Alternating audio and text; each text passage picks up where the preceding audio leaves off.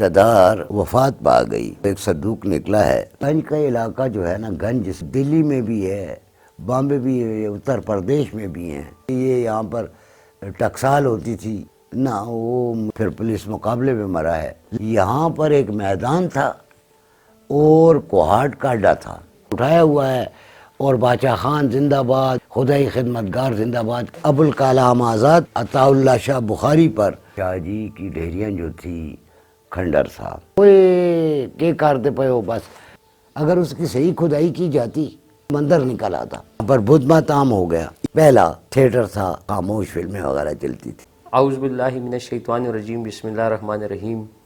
معزز ناظرین، میں علی اویس خیال پروگرام کچھ یادیں کچھ باتیں کے ساتھ ایک دفعہ پھر آپ کی خدمت میں حاضر ہوں۔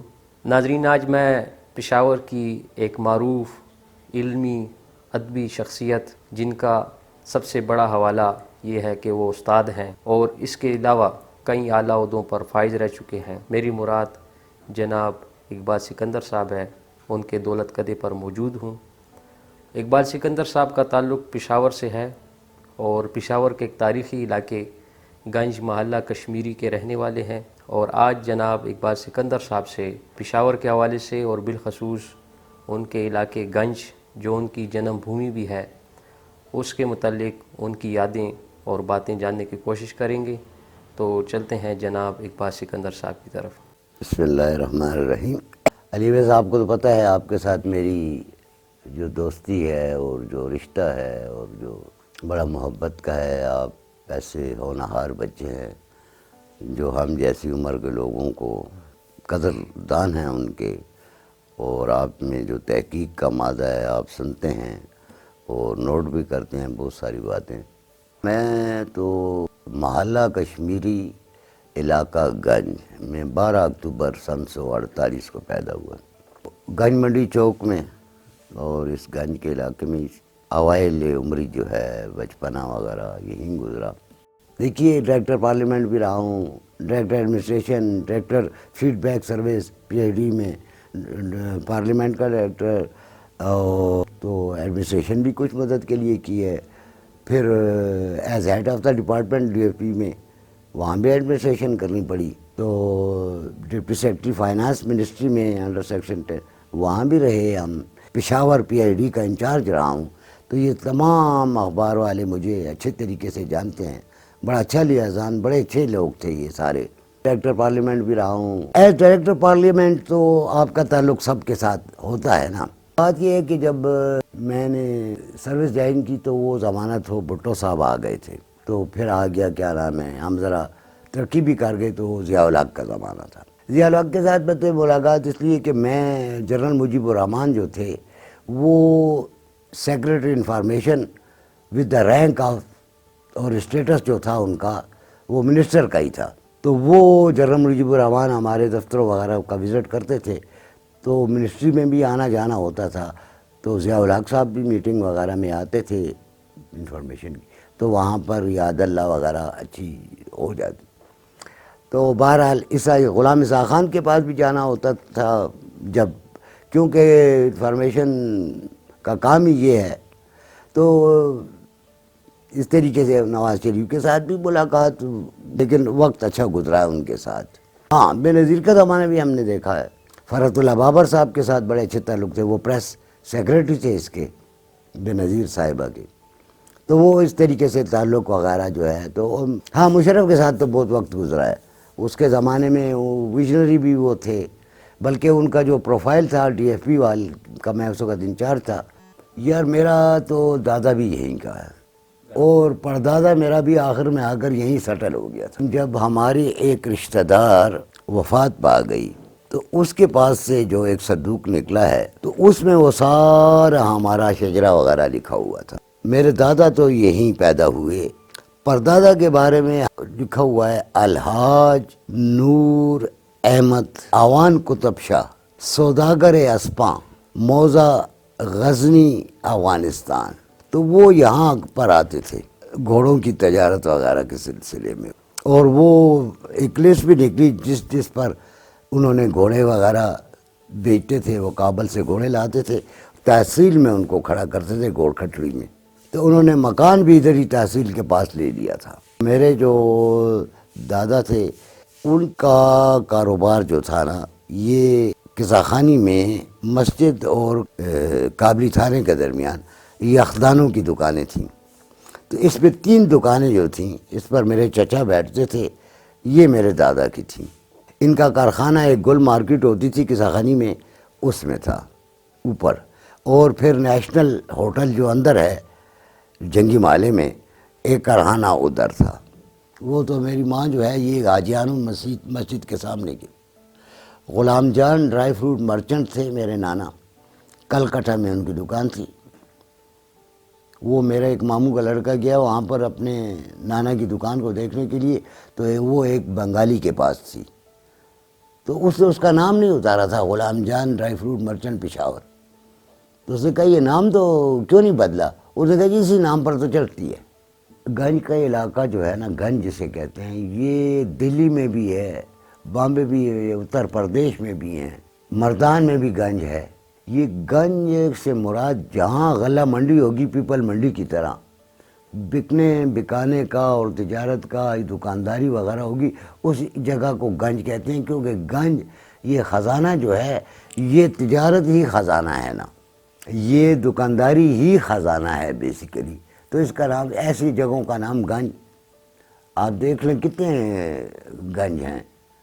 تو گنج کا لفظ جو ہے وہ بیسیکلی، کچھ لوگوں نے کہا جی کہ یہ یہاں پر ٹکسال ہوتی تھی، نہ وہ مجھے بتیری کوشش کے باوجود مجھے کوئی نہیں ملا۔ کسی نے کہا گنج گیٹ کے ساتھ ہی کوتوال بیٹھتا تھا، وہ خزانچی تھا، جو بعد میں وہ رامداس، جس کے نام رامداس اس کا نام تھا، جس کے نام یہ خزانچی تھا نا ابو طبیلہ کا، جس کے نام پر رامداس ہے۔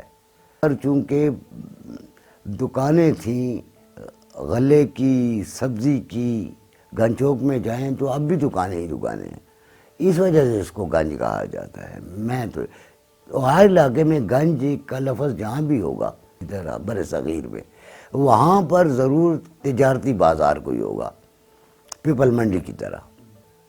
میرا یہ اپنا وہ ہے، تو کیونکہ میرے زمانے میں بھی یہاں پر سبزی کی دکانیں تھیں اور کریانے کی دکانیں تھیں میرے زمانے میں، یہ پائے اور ہوجری وغیرہ بھی بکتے تھے، تنور تھے بہت زیادہ۔ گنج دروازہ جو تھا میرے زمانے میں بچپن میں تو یہ لکڑی کا ہوتا تھا، اور اس کے بیچ میں ایک چھوٹی سی وہ، تو ہم اگر رات کو لیٹ سے آتے تھے تو وہ چوکیدار ہمیں پہچانتا تھا، بیچ میں ایک چھوٹا دروازہ ہوتا ہے، اس میں سے ہمیں چھوڑے کہ یار اتنا لیٹ نہ آیا کرو یہ وغیرہ وغیرہ۔ یہاں پر میر جو ہیں نا وہ آباد تھے۔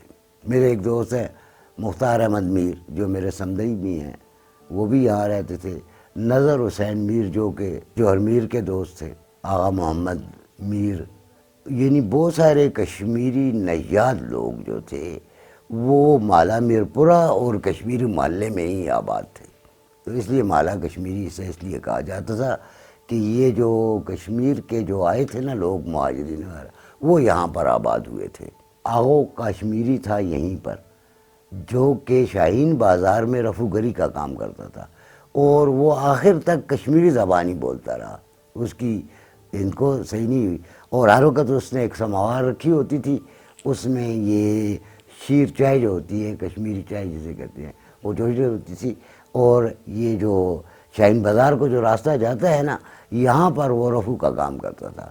گنج میں 2 قسم کے لوگ تھے، ایک تو مطلب ہے اس زمانے میں بدماشی کلچر کا بھی بڑا وہ تھا، ایک بیزے تھا جو کہ پولیس مقابلے میں، ایک آلو والا سعید تھا، یہ بھی میرا دوست تھا، جنہوں نے یہ سخی کے چشمے پر جمرود کے کچھ لوگوں کے ساتھ اور کچھ آذرخانی کے لوگوں کے ساتھ مل کر قبضہ کیا ہوا تھا، پھر پولیس مقابلے میں مرا ہے۔ لیکن اس کے ساتھ ہی ایک طبقہ ایسا تھا جو کہ پڑھا لکھا تھا، جیسے پیر بخش خان وکیل کے ساتھ میری روزانہ کی ملاقات تھی، وہ میرے محلے کے تھے، مالا کشمیری کے ہی ہیں، ان کے ساتھ بڑی ملاقات رہتی تھی۔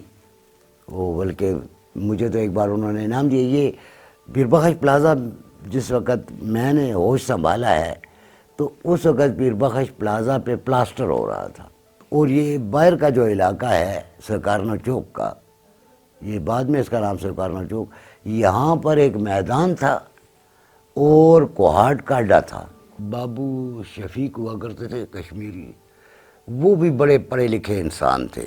ایک میرے محلے دار تھے ککزئی فیملی کے، ان کا نام تھا فخر الدین صاحب، اور یہ بابو شفیق ایک کشمیر، یہ میرے والد صاحب کے ساتھ ادھر گلی میں ہی چارپائی ڈال کر یہ بیٹھ جاتے۔ بابو شفیق جو تھے وہ بڑے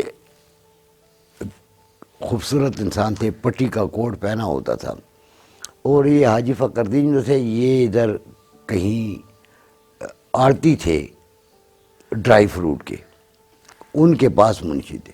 تو ان کا ایران پستہ لے کر جانا اور لے کر آنا، اور پستہ وغیرہ اور ڈرائی فروٹ لینے کے لیے یہ ساری عمر ادھر گھومتے تھے، اور وہ بھی بڑے پڑھے لکھے تھے۔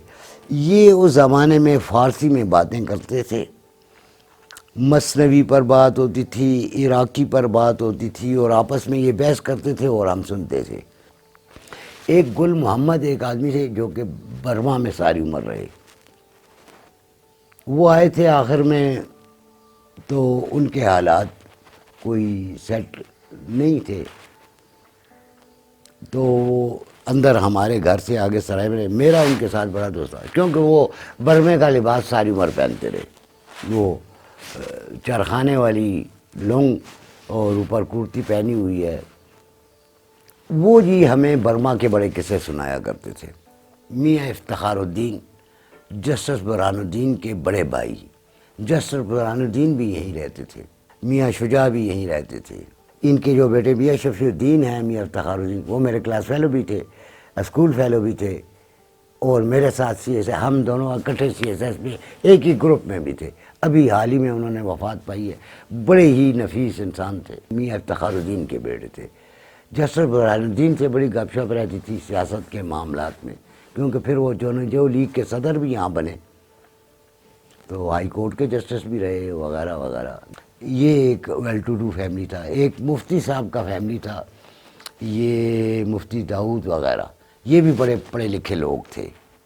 حسین بخش کوثر تھوڑا سا آگے رہتے تھے۔ اسامور کا جو ننیال ہے نا، وہ تو میرے محلے کا ہی تھا نا، یہ اسامور۔ اس طریقے سے تحصیل کے پاس صوفی عمر بخش ثاقب حزین کے والد صاحب حضرت ضیاء جعفری مرحوم رحمۃ اللہ علیہ، یہ بھی ڈگی کے سامنے ان کا مکتب ہوتا تھا، ان کے پاس بھی بیٹھنا رہا ہے ہمارا۔ ان کے بیٹے اختر ضیاء جعفری جو تہران سے پی ایچ ڈی کر کے آئے تھے، وہ بھی یہیں کے تھے۔ ایک نکے پائے والے کے ساتھ ایک قاضی صاحب ہوا کرتے تھے، وہ بھی بڑی چیز تھے۔ مالا شیخ الاسلام میں بہت سارے روئی تبسم وغیرہ قزلباش رہتے تھے۔ یہیں عبدالرشید تاج اور عبداللطیف ساجن، ان سے بھی ملاقات ہے، یہ بھی وہیں تحصیل کے سامنے رہنے والے ہیں۔ یہ میرے دوست خواجہ خورشید جو ہیں، ان کا گھر بھی گنج میں ہی ہے۔ یہاں پر ایک لالا عمر، ان کے والد جیون صاحب ہوتے تھے، وہ تھے بیسیکلی حویلیاں کے، اور پشاور میں ہی میرے گھر کے سامنے ہی رہتے تھے، ان کا تنور تھا، تو ان کے ہاتھوں میں ہم پلے ہیں۔ ان کے بچے اولاد ساری یہیں پر ہے، اب بھی گنج میں ہے۔ اور یہاں پر سیدھا پانچیاں والا تھا، وہ بھی بڑے، یعنی جسے کہتے ہیں کہ بڑے خدا ترس لوگ تھے۔ ایک تو میرے سامنے ایک بڑا گھر بنا ہے عطا محمد نسوار مرچنٹ، وہ جو ناک کی نسوار گلاب کے پھولوں سے بنتی ہے، ان کی نسوار پیرس تک اور افغانستان سے ہوتی ہوئی بہت دور تک جاتی تھی۔ انہوں نے ایک بہت اچھا مکان بنا لیا تھا۔ پیر بخش خان وکیل کا بھی مکان بڑا اور اچھا تھا۔ ہاں، یہ مکان جو ہے میاں افتخار الدین والا جو مکان ہے، جسٹس برہان الدین والا، یہ بھی ابھی بھی آپ دیکھیں تو بہت بڑا مکان ہے، حویلی نما ہے یہ مکان۔ یہ محلہ اولیاء جسے کہتے ہیں، جس کا نام بیسیکلی محلہ تیلیاں، پہلے نیلا لکھا ہوتا تھا محلہ تیلیاں، حالانکہ صرف یہاں پر 2 ہی گانیاں تھیں تیل کی، باقی یہاں غزل باز رہتے تھے، ایک سردار خان رہتے تھے یہاں پر، جو کہ گھوڑے وغیرہ رکھتے تھے اور بڑے خاندانی آدمی تھے، ان کا مکان تھا۔ اکثر آوان، غزل باز اور بڑے لوگ، ایک گھانی عاشق تیری کی تھی اور ایک پیرو تیری کی، اور دو گھانیوں کی وجہ سے اس کا نام ہی مالا تیریان بن گیا۔ بعد میں کسی نے اس کا نام مالا اولیاء رکھ دیا۔ حسین بخش کوثر کی میں آپ کو بات کروں کہ اتنا بڑا لنگوسٹک، ایک بار میں ایوب خان کے آخری دن تھے، میں گھر سے باہر نکلا ہوں، دیکھتا ہوں تو بازار میں ایک میلہ لگا ہوا ہے، ایک ڈھولک بج رہا ہے، اور ایک آدمی کو انہوں نے اٹھایا ہوا ہے، بڑا لمبا تڑنگا اور وجیح اور شکیل اور خوبصورت آدمی، اس کو انہوں نے اٹھایا ہوا ہے، اور باچا خان زندہ باد اور یہ نعرے، خدائی خدمتگار زندہ باد کے نعرے لگ رہے ہیں۔ تو میں نے والد صاحب سے پوچھا کہ یہ کون ہے؟ اس نے کہا یہ باچا خان کے اسٹالوارٹ ہے اور خدائی خدمتگار ہے، یہ ایبڈو میں کہتے تھے اب رہا ہو کر آ جائیں تو خوشی میں۔ وہ حسین بخش کوثر صاحب کو میں نے پہلی دفعہ تو وہ دیکھا، اس کے بعد ان سے ملاقات شروع ہو گئی۔ یہ آپ حاجیان کی مسجد سے تھوڑا سا آگے جائیں، آگے تو ایک گلی ہے جس میں شفیق پوپلزئی کا گھر تھا، اس کے کونے پر نظر حسین میر کی بیٹھک تھی، وہ پیپلز پارٹی میں تھے۔ یہاں پر جوہر میر بھی بیٹھتے، آغا محمد جوش بھی بیٹھتے تھے، جو لبرل ذہن کے اور سوشلسٹ ذہن کے جو لوگ تھے، بھٹو کے ساتھ جو اٹیچ تھے، وہ سارے یہاں تھے، اور سیاسی بحثیں ہوا کرتی تھی۔ تو یہ اس سے آگے حسین بخش کوثر کا گھر تھا۔ یہ اتنے بڑے لنگوسٹ تھے، اتنے ماہر لسانیات تھے، میرے ساتھ اس لیے گپ شپ زیادہ تھی۔ ان کے پوپھی کے لڑکے جو تھے نا جی، ان کا نام تھا جاوید، وہ میرے کلاس فیلو تھے۔ وہ کٹرا ریشم گرہ میں ان کی ریشم کی دکان بھی تھی، اور نمبر 1 اسکول میں ان کے چھوٹے بھائی ملک غلام مصطفیٰ۔ تو بہرحال گنج میں حسین بخش کوثر کے ساتھ جو ملاقاتیں رہی ہیں نا میری، تو یہ ہمارے ساتھ صدر بھی جایا کرے، میں ہوتا تھا، میر مختار احمد، یہ ریاض محمد ملک، رحمت اللہ خان دورانی جو نیشنل بینک میں اسٹاف کالج میں ہوتے تھے، سید خالد مسعود بخاری، یہ ہم ان کے پاس بہت بیٹھتے تھے۔ حاجیان کی مسجد کے نیچے کرسیاں لگا کر شام کے وقت، اس میں میرے ماموں کا ایک لڑکا ہوتا تھا جو ڈپٹی سپرنٹینڈنٹ جیل، بابو اشرف، ایک حافظ عبد القادر بہت بڑی شخصیت تھے، ان کا ایک بیٹا تھا مشتاق، چھوٹا بیٹا ان کا نثار صاحب تھے، یہ دونوں عطا نسوار مرچنٹ جو ہے ان کے داماد تھے۔ یہ جو تھے مشتاق صاحب، یہ حسین بخش کوثر کے بڑے قریبی دوست تھے، تو یہ ہم وہاں پر بیٹھتے تھے۔ یہاں پر ہمارے ساتھ آغا مبارک شاہ صاحب، یاسر بخاری کے دادا، اور ہدایت اللہ شاہ بخاری، وہ بھی ادھر بیٹھتے تھے، اور ابوالکلام آزاد پر اور عطا اللہ شاہ بخاری پر اتنی خوبصورت گفتگو ہوتی تھی نا کہ وہ ہمیں ازبر ہو گئی۔ حسین بخش کوثر تو یہ چونکہ ساری عمر مجرد رہے تو بھائی کے پاس تھے، آخری زندگی انہوں نے ملک غلام مصطفیٰ کے پاس گزاری ہے۔ ان کے جو ماموں تھے چاچا شفیع، وہ بھی بڑے ANP کے تھے اور جمال عبد الناصر کے بڑے زیادہ فین تھے۔ حسین بخش کوثر کے ایک چھوٹے بھائی جو تھے میاں افتخار الدین اور میاں شجاع الدین وغیرہ کے بڑے قریبی دوست تھے، اور وہ گورنمنٹ کانٹریکٹر تھے۔ اکھاڑا تو خیر ادھر ہی تھا، کیا نام ہے، ہم نے خود ہی ایک اکھاڑا بنایا ہوا تھا نگاہ پہلوان ادھر میدان میں، وہاں پر ایک پنجاب کا بھی پہلوان آیا ہوا تھا، لطیف پکھیگر بھی وہیں ہوتے تھے گنج کے رہنے، ان کے ساتھ بھی بڑی ملاقات تھی۔ نگاہ پہلوان جو ہے وہ میرا دوست بھی ہے، ابھی تک خدا اسے زندہ رکھے۔ یہ محمد کے بیٹے تھے آذری، اس کا نام تھا، وہ بھی پہلوان تھا۔ پہلوان قیوم للاری جو تھے چنڈا بازار والے، یہ ایک، اور پہلوان لطیف پکھیگر، یہ ایک وفد جشن خیبر میں لے کر جاتے تھے پشاور کے پہلوانوں کا، وہاں پر کشتیوں کا مقابلہ افغانستان میں کابل میں جشن خیبر میں کیا کرتے تھے۔ میرے زمانے میں دیکھیے شاہ جی کی ڈھیریاں جو تھی، کھنڈر صاحب، یہاں پر یہ پرکوپائن جسے کہتے ہیں، سات ترکلے وغیرہ، مجھے تو بعد میں پتہ چلا کہ یہاں پر وہ کنشکا کا اسٹوپا ہے، اور اس میں سے پھر وہ 1912-13 میں نکل بھی آیا وہ باؤل، وہ بکسا نکلا ہے، بکسا ہمارے پاس ہے، اور اس کے اندر جو کچھ وہ نشانیاں ہیں گوتم بدھ کی، وہ برما کو ہم نے دے دی ہیں، لیکن وہ بکسا ابھی تک سیف ہے، وہ SM جعفر صاحب نے ادھر سیو کیا ہوا ہے پشاور میوزیم میں۔ فائیان نے اس کے بارے میں بہت لکھا ہوا ہے، اس کی لمبائی وغیرہ، تو میں اسی جگہ پر کھیل کر بڑا ہوا ہوں۔ اس سے آگے دورے کی سڑک ہے، وہ ہمارا قبرستان بھی ہے ادھر، تو نہر ہوا کرتی تھی، یہ نہر بڑی نیچے ہوا کرتی تھی، اب تو گٹر بن گئی ہے اور سبز پانی ہوا کرتا تھا اس نہر کا۔ آگے سامنے ہی رحمان بابا کا مزار بھی نظر آتا تھا، اس طرف اخون درویزہ کا مزار، بیچ میں شیخ حیدر بابا کا مزار ہے۔ پھندو روڈ پہ تو میں بہت بیٹھا ہوں نا، ہم یہ اکثر لڑکے جب بیکار تھے ہم تو پھندو روڈ پہ ایک کباب والی کی دکان ہوا کرتی تھی میرا خیال سے، اور ساتھ چائے تھا۔ اس زمانے میں ہاتھ کا قیمہ ہوا کرتا تھا۔ شیخ جنید صاحب کی طرف اتنا رجحان تھا کہ میں نے سائیکل ہی سڑک پہ سیکھی ہے بانوں کے۔ ذرا اس جگہ پر ایسا تھا کہ سارے یعنی بانوں پہ کھڑے ہو جائیں نا تو سارے کھیت تھے، اس کھیت میں خاص کر گوبھی کے پھول ہوا کرتے تھے، وہ کچی سڑک تھی، سامنے شیخ جنید بابا کا رحمۃ اللہ علیہ کا مزار نظر آتا تھا۔